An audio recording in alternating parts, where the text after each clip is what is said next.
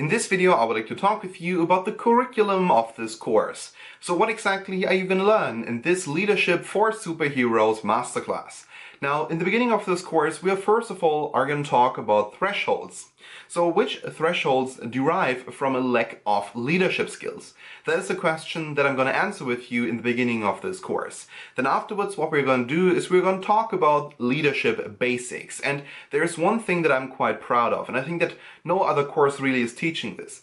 I will show you how to build a systematic analytical process for your leadership skills. So how you can assess whether you're already a leader or not. And of course, this is not a fixed plan. You don't necessarily have to have this and that trait in order to be a leader. This is rather a plan for you that helps you to figure out in your given situation whether you are a person that other people respect and want to follow.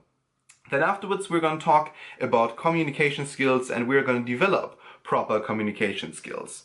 I will show you how you can become a better communicator and get other people to trust you. Because the one thing that I'm quite passionate about is trust. Because as soon as people trust each other, they work together more closely. And if they work together more closely and can be honest with each other and trust each other, there is gonna be speed deriving from that. And speed is what we want in any kind of organization, whether it's a company, whether it's just a small group. We want to get things done quickly and well. Then afterwards, we're going to talk about self-awareness. I will show you step by step how you can develop proper leadership skills and how you can basically discover what your weaknesses and also, of course, your strengths are.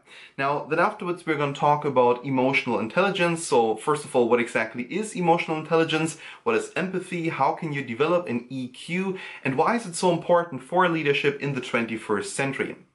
In this regard, we're also going to talk about global leadership, and I will show you 7 different kinds of categories that you should be able to dominate in with the process that I'm going to lay out for you here in this course. And then in the end of this course, we're going to talk about feedback loops. So basically, let's say a feedback process that helps you to get criticism all the time. Because we as leaders, we want to improve all the time and we want to generate as much constructive criticism as possible.